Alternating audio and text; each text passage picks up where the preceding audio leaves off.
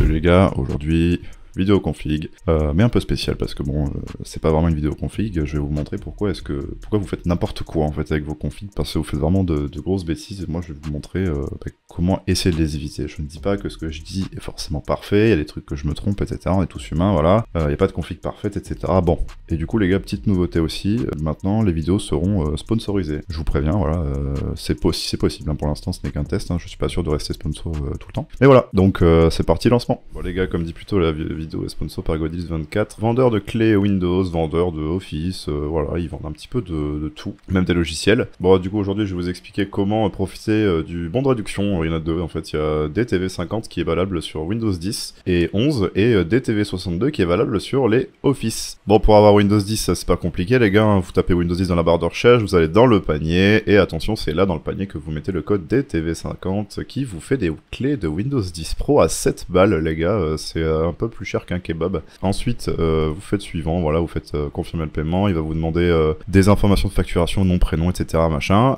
et vous arrivez ensuite à l'étape d'information de paiement, et là vous cliquez sur C'est Wallet Co, et il va vous proposer ensuite PayPal. Bah du coup, vous cliquez sur PayPal, voilà, moyen sécurisé, ou enfin Mastercard, hein, vous payez comme vous voulez, et ensuite, bah, vous recevrez votre clé par mail, et vous pouvez demander votre clé si elle marche pas, de remboursement, etc. Il y a vraiment un bon SAV en vrai, hein, je m'attendais pas à ça. Pour toute information des codes de réduction, etc., ça se joue dans la description les gars. Bon, vous avez vu la petite sponsor, hein, vous avez pu skip, hein, voilà, si t'as skip la sponsor, je t'en veux pas, c'est pas grave. Donc vidéo config, alors c'est parti, on va commencer tout de suite. Alors j'ai deux configs à ma disposition aujourd'hui. J'ai une qui est nulle, en fait, hein, littéralement, avec toutes les erreurs que vous pouvez faire, et une qui est pas trop mal. C'est-à-dire, je dis pas qu'elle est parfaite, disons qu'il y a corrige la plupart des erreurs qu'il y a dans l'autre. Donc c'est parti. Du coup, on attaque avec la première config, qui est pas ouf, hein. Du coup, voilà, on va faire toutes les erreurs un peu qui sont possibles. Je dis pas que si vous l'achetez, vous êtes mal, c'est juste que dans ce cas de figure, en gros, gamer, vous faites n'importe quoi. Bon, généralement, je vous vois beaucoup prendre des 5800X, des 5600X, des trucs comme ça. Bon, j'ai fait un test chez AMD, mais bon, vous comprendrez l'idée. Ne prenez pas des gros CPU. C'est-à-dire que les i7, les Ryzen 7, et au-dessus, vous oubliez pour jouer.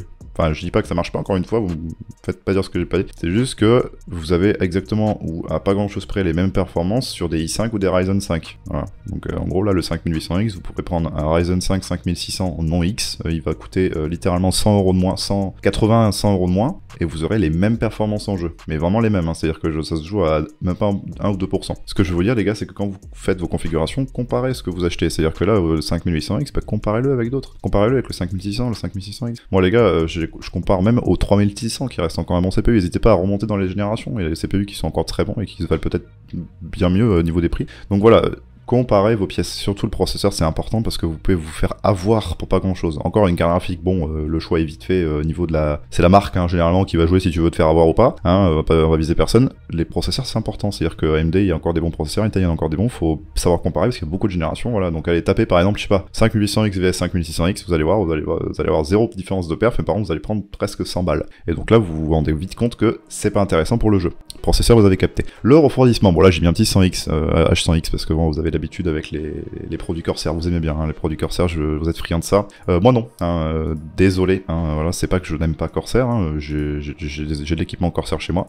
C'est juste que, les gars, un water cooling déjà dans une config, là, dans ce cas de figure là, on est à moins de 1000 €. Enfin, on met pas un dixième du prix de sa config dans un water cooling. C'est absurde, les gars. Surtout que là, bon, le 5800X, à la limite, je peux comprendre un water cooling, mais pas un aussi gros. C'est-à-dire que vous avez les Thermalright qu'on met en avant avec Jig à chaque fois, qui sont très très bons, qui font largement le taf. Enfin, en gros, voilà, n'achetez pas forcément un énorme water cooling, ça sert à rien, les gars. Un Ventirad sur un 5600X, sur un 5600, sur un 3600 et même certains 5800X, ça passe. Voilà, pas forcément, voilà. Après, mettez pas 100 balles dans un Ventirad, encore une fois, toute la même chose. Il y a des fourchettes de prix, un Ventirad, au-dessus de 50 €, on oublie. Voilà, au-dessus de 50 balles, ton Ventirad, tu vas prendre un water cooling à 60 €, parce que le prisme il est dans ces prix-là, il me semble. Donc voilà, conseil, jusqu'à 50 balles, vous prenez un Ventirad, et au-dessus, vous prenez un water cooling. Allez voir ma vidéo processeur, parce que je vous explique quelle gamme de CPU va avec quel refroidissement, hein, si c'est IO, Ventirad et tout, voilà, et en plus, vous comprendrez un petit peu mieux ce que je vous explique là. Donc le water cooling, le refroidissement, ne surdimensionnez pas. En fait, votre CPU, les gars, s'il chauffe à 70 degrés, c'est pas la mort non plus, les gars. J'ai vu des mecs se plaindre en mode putain, mon CPU est chaud, je suis à 50 degrés. Mais t'es à 50 degrés, moi, mon CPU, les gars, j'ai un PC portable, les gars, il est tout le temps à 80 degrés et pourtant il plante pas, il y a pas de problème, tu vois. Donc arrêtez de surdimensionner vos refroidisseurs. Voilà. Deuxième petit conseil. Ensuite, on passe sur la carte mère. Alors là, même topo que pour les processeurs, arrêtez de prendre le haut de gamme. Les X570, les Z690, tout ça, pour jouer, vous oubliez les gars, vous oubliez. Bon, à part si bien sûr tu prends le 13900K, mais si t'as suivi ce que je dis depuis le début, tu prends pas un 13900K pour jouer, tu vas prendre un 13600KF au maximum. Est-ce que t'as besoin d'une Z690 pour mettre un 13600KF? Non. Voilà, donc tu prends une normale. Là, on a pris une X570, pas intéressant, hein, c'est 210 euros. Je vous montrerai après la config d'après, elle est bien plus équilibrée. La RAM, bon, alors la RAM, j'ai eu un peu de mal à faire vraiment d'erreur parce que bon, voilà, mais quand même. Là on a 32 Go en 4000, pas forcément besoin, moi je trouve encore aujourd'hui, pas forcément besoin sur les budgets restreints de prendre 32 Go de RAM, c'est 16 ça passe encore. Et aussi la fréquence, allez pas me taper en DDR4 du 4000, 4002, le 3200 il fait déjà largement le taf, en 3006 t'es au top, pas besoin de prendre plus, parce que là tu vois, il y a 32 Go à 4000, bon en soi ils sont pas si chers que ça, mais il y a des 32 Go qui se vendent 70-80 euros et c'est du 3600. Perdre 60 euros sur une config à 800-900 euros, 60 euros c'est beaucoup. Voilà. Donc, tu peux vraiment la dispatcher ailleurs. Le stockage, point un peu ambigu parce que là vous aimez bien vous le stockage, vous aimez bien mettre du PCI Express 4, du PCI Express 26 avec 40 terabits par seconde de vitesse de transfert et tout. Au-delà du PCI Express 3, vous gagnez rien. C'est-à-dire que même la comparaison du SATA et du PCI Express, au niveau de vitesse de jeu, vous y gagnez quasi rien. Bon. Aujourd'hui, je comprends l'intérêt de prendre du NVMe, donc les formats en barrette, parce que c'est moins cher que le SATA. Voilà, c'est à peu près le même prix, le SATA est progressivement en train de mourir, donc le NVMe prend le dessus. Mais est-ce que vous êtes là à vous dire, allez, je prends un PCI Express 4.0, qui va de 1 chauffer, de vous coûter plus cher, et en plus, quel intérêt d'avoir genre 3 gigabits de plus de transfert, alors qu'à partir de 500 mégaoctets, le jeu fait plus la différence. Donc que tu sois à 3000, 5000, 8000, 20 000, c'est la même chose. Donc si t'as envie encore une fois de faire une économie, ne prends pas des gros SSD, reste sur un Crucial P3, je l'ai mis juste après les gars, prenez un truc normal. À la limite si vous avez peur de quelle mémoire prendre, etc. Encore une fois, vous faites des recherches les gars, vous tapez telle mémoire. Moi ce que je fais souvent c'est que je tape un produit, je tape Reddit, après hein, c'est bête, hein. Et ensuite vous allez voir, il y a des gens il y a plein de centaines d'avis sur des produits, et qui vous disent ouais celui-là il est mieux, machin et tout, et là vous allez vite vous rendre compte. Bah voilà, là 980 Pro c'est pas un mauvais SSD, c'est juste que c'est pas du tout un SSD, et écrit Pro dedans, hein. Donc si tu lis le titre du SSD, non, en fait, hein, tu n'es pas un Pro, voilà. Donc PCI Express 3, recommandé pour les économies d'argent. Ah, la carte graphique. Bon, là c'est pas trop dur, hein, les gars, je vais pas vous faire le topo.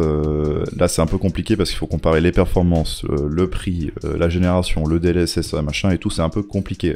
À ce niveau-là, je vous conseille d'aller voir la chaîne de benchmark de Guillaume qui compare toutes les cartes graphiques en fait, et là vous allez pouvoir vous rendre compte un peu plus des performances des cartes que vous voulez, hein, voilà, en fonction du prix en plus. Mais bon, là j'ai mis une 3060 les gars, vous allez voir que sur la config d'après, bah, j'ai mis un truc évident, hein, voilà. Donc bon, les cartes graphiques, méfiez-vous encore une fois, comparez les performances, n'achetez pas n'importe quoi avec n'importe quel prix, hein, parce que des fois par exemple, il y a des mecs qui vont acheter une 3060, ils vont la payer 500 balles parce que ça va être une ROG Strix. J'ai rien contre ROG, hein, elles sont une super bonne carte. Mais si tu veux faire une économie d'argent, encore une fois, prends de l'entrée de gamme. C'est pas parce que la carte est pas chère qu'elle est nulle. Voilà, à l'intérieur, ça reste la même puce, hein, je vous rappelle, hein, c'est la même. Hein, voilà, il y a quelques différences, il y a la fréquence, etc. Je vais pas m'étaler sur le sujet, mais en gros, voilà. Ne perdez pas votre argent dans des cartes graphiques haut de gamme pour rien. Voilà, surtout en entrée de gamme. Voilà. Alors le boîtier ça me tient à cœur, encore une fois je suis désolé Corsair, hein, là vous étiez là, hein, parce que le 4000D tout le monde l'achète, hein, fallait que je mette un petit point dessus. Le 4000D les gars c'est un boîtier qui de base est dans les 70 euros. Alors vous allez me dire je suis pas à 20 balles près. Bah si en fait t'es à 20 balles près, parce que à 94 euros il y a des boîtiers bien meilleurs que le 4000D, je suis désolé de vous le dire hein, les gars, mais le 4000D c'est 70 euros max. Voilà. C'est un bon boîtier, il n'y a pas de problème hein, les gars, mais à 70 euros c'est un banger, à 94 euros c'est non. On oublie. Pareil, les boîtiers, il faudrait que je fasse une tier list, etc. Je vous explique un peu, parce que moi ça me tient pas mal à cœur, hein, avec Fantex et tout, vous connaissez l'histoire. Donc bon, il est en blanc à 90 euros, vous allez me dire, on gagne 5 euros. Non, j'ai dit 70. Voilà. Pour moi, c'est 70. 75 à la limite si t'as vraiment envie d'avoir un 4000D, mais il y a bien mieux que je vous montrerai juste après. Arrêtez de perdre votre argent dans des boîtiers que tout le monde achète en vous disant c'est les meilleurs. Il y a des fois mieux ailleurs et que personne n'achète et vous vous rendez pas compte. Ah, l'alimentation. Bon, bah là, je suis désolé, hein, tous ceux qui ont d'ailleurs au Luxe, hein, je suis obligé de vous taper dessus parce que bon. Bah, vous êtes un peu dans le collimateur les gars. Bon, pour les alims c'est pas compliqué. Vous tapez tier list PSU. PSU en anglais ça veut dire alimentation. Tier list PSU et vous regardez les tier lists, c'est-à-dire les classements des alimentations et vous regardez à peu près. Alors c'est pas grave si vous êtes genre pas dans les meilleurs tiers ou même les tiers moyens. L'Aerocool Luxe elle est dans celles qui sont à éviter d'acheter, littéralement. C'est-à-dire il n'y a pas plus bas. Si t'es dans une alim qui est en mode elle est pas folle etc mais ça passe, c'est ok. Tu vois par exemple il y a les MSI qui sont très bonnes, enfin il y a les MSI qui sont moyennes mais qui font le taf etc. T'as pas une config à 4000 €, c'est pas grave si tu mets pas cher dans une alimentation. Mais ne pas négliger non plus en prenant des trucs comme ça, parce que pour le même prix, vous avez des trucs équivalents. Hein, c'est dommage. Ne sous-dimensionnez pas l'alimentation, vous avez tendance à prendre des alimentations nulles, ne faites pas ça. Hein. Je préfère que vous mettiez 60 balles dans l'alimentation en plus que 60 balles, genre dans une carte mère qui nous servira à rien. Hein, parce que la lime, elle te pète tout. Hein. C'est-à-dire que si t'as une mauvaise alim, ça peut casser tous tes composants. Donc ça sert à quoi d'acheter un composant de ouf si derrière il peut cramer à cause d'un truc pourri que t'as mis derrière, tu vois. Une Ferrari, tu vas pas mettre des Noroto sur le Ferrari, tu vois, ça n'a aucun sens, tu vois. Bah, là c'est pareil, si tu fais ça en fait. Alors il fallait que je fasse un petit point aussi sur les ventilateurs. C'est quoi votre envie de mettre des ventilateurs chers, pas forcément très bons au niveau des performances, et surtout dans des configs à 800 balles.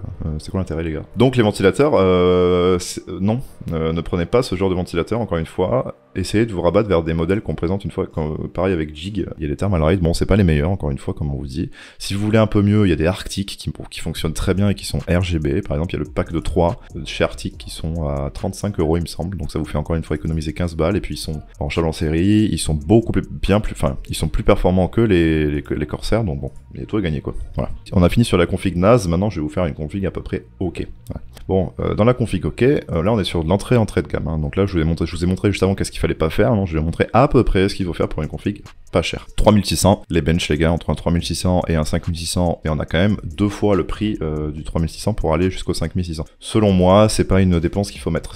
J'accepte encore le 5600. Voilà. Après, là, c'est vraiment du giga entrée de gamme. C'est-à-dire que là, le 3600, il a 85 €, il reste encore intéressant. Mais très très vite, on va avoir le 13100 qui va être à 100 balles, plus intéressant que le 3600. Voilà. Bon, je vous montre ça sur AMD parce que juste avant, je vous ai mis un 5800X. C'est pour vous montrer que, bon, voilà, faut pas vous planter. Comparez vos CPU encore une fois. Au niveau du refroidisseur, j'ai mis un Thermalright Assassin King, pas étonnant. Voilà, 22 € parce qu'il n'y a pas de refroidisseur dans le 3600. Bah, écoute, hein, pour refroidir un 3600, il n'y a pas besoin de plus. Voilà, je vais pas faire de dessin, pas de water cooling. Bien évidemment, vous avez compris l'idée. B550 Gaming Gen 3, carte mère moyen de gamme, suffisante pour accueillir la plupart des Ryzen actuels. Chez Intel, c'est pareil, hein, vous prenez des B660. Voilà, pas besoin de taper une B660 ROG Strix E-Gaming XLRGB machin. Non. Moi, je vous le dis, les gars, si vous mettez plus de la moitié du prix de votre CPU dans votre carte mère, sauf entrée de gamme parce que là les CPU sont vraiment pas chers. En gros dans les i5, tu vois par exemple t'as un i5 à 250-300 €. Si tu mets une carte mère à plus de 150-200 €, faut y réfléchir, tu vois. Voilà, moi je dis à peu près la moitié, 2/3, tu vois. Si tu mets une carte mère du prix de ton CPU, non, mais encore une fois voilà, ça n'a aucun sens. La RAM, du coup, bah là, bon, je me suis fait un petit peu plaisir, hein, voilà, j'ai permis de mettre 10 € de plus pour avoir du RGB sur les RAM, de la 3200 C16, voilà, ça marche très très bien les gars, pas besoin, selon moi, pas besoin de plus, hein, si vous voyez que vous êc'est short, ben dans le pire des cas, vous en achetez un autre pack, voilà, ça vous fait 50 € de plus, voilà. Donc voilà, la RAM, rien de plus à dire, avec un casque correct, une fréquence correcte, voilà, voilà. Et encore une fois, c'est un exemple de config les gars, si ça se trouve, là, j'ai pas regardé, ça se trouve, enfin, j'ai pas recheck, mais ça se trouve, bah voilà, les 3002, voilà, 49,99 €, voilà, il y a celle-là aussi si vous voulez prendre. C'est juste un exemple, mais pareil, la RAM 32 Go pour moi, il n'y a pas besoin de plus. Le stockage, donc je vous ai dit plus P3 plus, parce qu'en fait le P3 est genre à 5 € de différence. Donc là je contredis un peu l'argument que j'ai dit plus tôt, mais le problème c'est qu'il y a le prix aussi qui joue en compte et qui est quasiment tout le temps le facteur. Passer sur du PCI Express 4 pour 20-30% du prix d'un SSD, non, en fait c'est pas intéressant. Une fois que je l'ai dit, ça chauffe, vous n'avez pas à gagner forcément en performance, mais si c'est 5 €, voilà, c'est une question de jugement encore une fois les gars. Moi quand je fais une config, c'est du jugement, c'est de la jugeote en fait. Je fais pas une config en mode je sais exactement ce que je vais faire instant, hein. C'est impossible avec la différence de prix, les bons plans, les promos, etc. C'est pas possible, je vais checker, mais c'est de la jugeote. Voilà, P3, le Crucial P3, il est à combien? Il est à 51,29 €, donc il est littéralement plus cher que le PCIe Gen 4, donc aucun sens. Voilà, donc vous avez capté, si c'est pas cher, moins cher ou équivalent, c'est de la jugeote encore une fois. Là, la carte graphique, j'ai mis une RX 6600, pas vous faire le dessin, c'est quasiment, c'est plus puissant qu'une 3060 ou équivalent. Pas besoin de vous faire le dessin que on va prendre cette carte graphique à une autre. Et encore une fois, sur le processeur et sur la carte graphique, vous comparez vos perfs, vous allez sur YouTube, vous tapez RX 6600 vs 3060 et vous regardez les benches de pas une seule personne, élargissez vos recherches de plusieurs personnes, et si vous voyez que le résultat est le même à chaque fois, prenez celle qui est la meilleure selon le prix. Le boîtier, bah du coup, un exemple de boîtier que moi j'apprécie très fortement, qui est sorti il n'y a pas très longtemps, c'est le Focus 2 à 72 €. Très bon boîtier avec 2 ventilateurs RGB à l'avant, et bah du coup ça suffira parce que vous aurez le Thermalright, un refroidisseur processeur qui fera la sortie d'air un peu, hein, voilà. Donc ça vous fait un boîtier à 71 € au lieu de 95 € sans ventilateur RGB, et niveau qualité des matériaux, bah c'est du fractal design les gars, donc on est bon quoi. Et puis niveau taille de carte graphique, vous rentrez tout. Ça va jusqu'à 40 cm il me semble, bah, bref. Les boîtiers, encore une fois, il faudra que je fasse une petite vidéo dessus pour vous expliquer comment ça marche. L'alimentation, ce que vous avez dit, bon c'était pas difficile de faire mieux que l'Aerocool Luxe. Là on a une A550BN à 52€. Vous allez dire ouais 550 watts en bronze c'est pas ouf. Bah, encore une fois, comme je vous ai dit, allez voir les tiers listes d'alimentation. 52€ pour cette alimentation, j'ai pas grand chose de plus à dire, hein. C'est une 550 watts en bronze, elle est déjà certifiée, c'est déjà ça, parce que voilà, il y en a qui achètent des 80 plus classiques, hein, même pas des bronzes, donc c'est encore en dessous, là, niveau certification on est vraiment très très bas. Donc voilà, bah 550 watts en bronze, y a pas besoin de plus pour une config jusqu'à du 800 €, jusqu'à 800€ on peut mettre ça. Voilà, on peut mettre des petits modèles au-dessus, ça dépend les prix encore une fois, mais ça suffit, voilà, vous n'avez pas besoin de prendre... vous imaginez l'Aerocool Luxe elle est plus chère, aucun intérêt. Et pour remplacer les ventilateurs, parce que bon, je pouvais pas faire une config sans caler au moins un élément Phanteks, vu que vous me saoulez à chaque fois, ouais, je veux du RGB et tout, essayez de regarder une fois un PC avec des ventilateurs RGB et un PC avec une LED, des bandes LED RGB. Moi je trouve personnellement que un PC avec des bandes LED RGB c'est beaucoup plus classe, ça éclaire beaucoup plus que des ventilateurs. Et en plus à noter que sur le boîtier que je vous ai pris, il y a déjà des ventilateurs RGB, donc si vous rajoutez ça, et ben là vous êtes tip top au niveau de la beauté. J'ai même mis 30€ de pur plaisir, hein. Là les gars, vous êtes vraiment pas obligé de prendre ça, mais bon, voilà. C'est encore une fois un exemple de config à faire et ne pas faire. Donc là je vous ai donné un petit peu, quand je fais ma config, qu'est-ce que je regarde un petit peu à chaque fois. Voilà, c'est ma jugeote, c'est ce que je me dis dans ma tête en fait. Quand j'arrive sur le CPU, je me dis bon voilà, ça, le refroidisseur, je me dis bon pas de water cooling parce que le processeur machin. Je vous ai fait un peu le schéma de comment est-ce que je fonctionne quand je fais mes configurations. Donc ne faites pas toutes ces bêtises les gars, ne faites pas plein de bêtises au niveau de vos configs, parce que là encore une fois tout à l'heure, j'espère qu'il va, je sais pas s'il va se reconnaître, hein, mais voilà, qui m'a envoyé un petit PC sur Amazon, un PC à 1000 balles, avec une 3060 et un i7 10700. Je vous en veux pas les gars de pas vous y connaître, c'est normal même, hein. C'est pour ça que je fais des vidéos, c'est pour ça que voilà, on apprend des trucs tous les jours, sauf que bon, 1000€ le PC, bah, je lui ai envoyé un PC de memory PC là, avec le 7900, et puis bah le PC les gars, il est au même prix que celui que j'ai envoyé, et la performance tu fais x2,5 quoi. Faites gaffe à ce que vous achetez, parce que là votre PC, si vous faites des bêtises, il peut passer d'une durée de vie, de passer les jeux en ultra pendant 4 ans à 1 an et demi des fois quand vous faites des bêtises. Et méfiez-vous des PC prémontés Amazon, parce qu'à chaque fois vous envoyez à chaque fois des configs sur Amazon, mais elles sont pas bonnes les gars, elles sont vraiment pas bonnes. Enfin bref voilà, c'était une petite vidéo très rapide pour vous expliquer un petit peu comment je fonctionne au niveau des configs. Si vous en voulez d'autres exemples de configs plus hautes dans le même style,